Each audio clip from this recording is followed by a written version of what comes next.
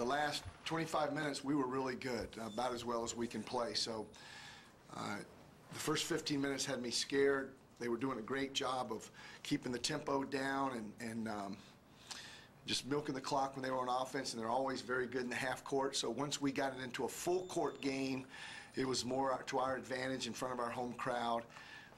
Happy for the team win, and happy that we just were able to get this one. So it's very big. You know, it's a 5-point game. It's a two-possession game going into that last little flurry. He makes the 2 free throws.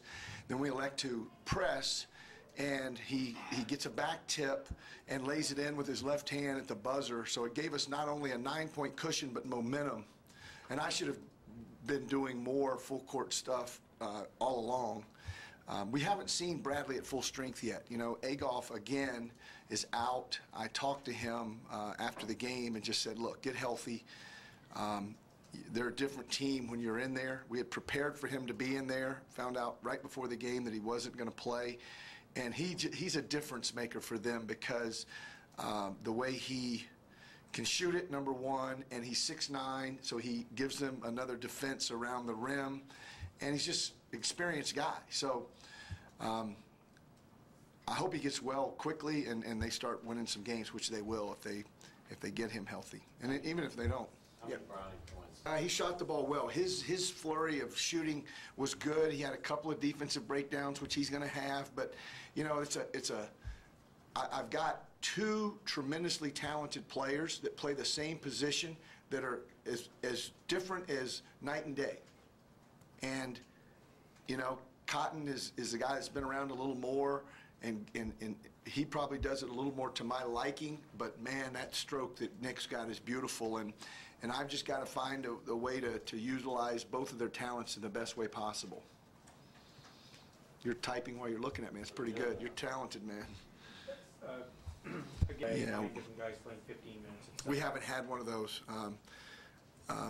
Our guest coach tonight was a gentleman by the name of Ed Field from Topeka. It's the second time he's done it. 2 years ago, he bought it, and we went in triple overtime with Indiana State here. So he asked me, and my dad, who is visiting for this 2-game homestand, who's 77 years old, he and Ed, Coach Field, tonight asked one thing: please don't make it like last Saturday. I'm not sure I can take it, all of that stuff. So we haven't had many games like this, unfortunately, and it was great to be able to empty our bench as deep as we can. I kept looking, you know, you got 10 guys that are eligible and healthy, and so we couldn't go any deeper. But it was nice for those 2 guys, for me, for the team. And I mean, Jake White, I thought he was tremendous in his minutes. I thought he had a double-double, but Malcolm's kind of he was great the whole game, other than the one ding-dong turnover. He always has one of those a game, and I'm trying to eliminate that, talking to him. But he's really understanding our system better, Paul, as you can see, as the season's worn on. And he's a very talented player. I thought his push, his layup, sprint early in the second half was one of the best plays of the night. He turned on the afterburners, and he's a big, strong, thick kid. To be able to move like that is pretty impressive. Has Wiggins? You got a Wiggins slant. Has he gotten better? Oh yeah, he has. He has, and he's going to get better. He's continuing to work. What I like about Nick Wiggins is his talent and his character. C.J. LaFille, both big-time recruits coming out of junior college, could pout.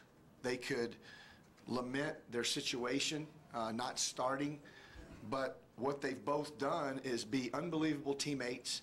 They've been brothers to the guys that are playing in front of them, to the extent of, at Missouri State the other night, Kel Cotton made a couple of great plays, and the first and only guy on the bench that was up cheering for him loudly and erect was Nick Wiggins. He was standing and cheering, and that's the guy that's getting the majority of the minutes at that spot. But he knows that he's going to get his chances, and you know, it's just like tonight, and he sees the opportunity. Played very, very well. But the way they're handling this is like exactly how you would draw it up as a coach, and now you're 10 deep. So what's Malcolm You have to ask him. I mean, I've been doing this system for 15 years as a coach and as a head coach, and 8 years as an assistant coach, so 23 years. It's pretty much second nature to me.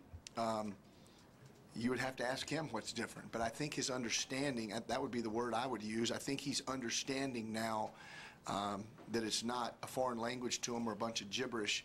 I'm actually trying to communicate with him, and he's understanding much better.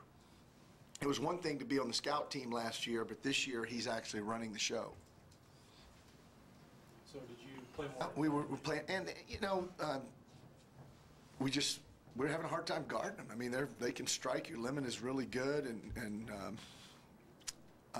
Sims Edwards is really good.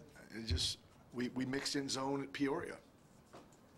What was the explanation on the double? Two guys had two different calls, so they agreed to disagree, and it becomes a double foul. Both of them get their way, and then it goes to the arrow.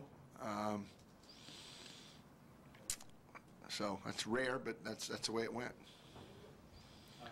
Bradley had a lot of steals in that game in Peoria. Prepared to be strong with the ball, beat them again. Well, I was worried about that early. I mean, one time Dimitrik drove in there, and they're great in their gap support. They really help each other well, and we try to do the same thing. Early on in the first half, I thought the whistles were pretty tight, and with 11 and a half minutes to go, both teams were almost in the bonus in the first half, and I was hoping they would let both teams play a little more, and they loosened it up here from that point forward. Greg, what impressed you most about your team? Just our energy, our length, and our athleticism got into the game with our press. We were getting deflections, and then we were turning those into easy baskets. Deflections, steals, and easy baskets. There were some long rebounds that we were getting the majority of those. I mean, we out-rebounded by 23. I had no idea we out-rebounded them by 23, but that's a big number. Looks like it's Takeo. They did an interesting thing. What we call guard monster. When the ball was passed in early in the game to the post, to Carl especially, Takeo's man was leaving and going to double. It's not a post-to-post monster, it's a guard monster. So he had to be that cutter because they're basically leaving him alone and saying, okay, you can't hurt us. So he dove where he's more comfortable in his range.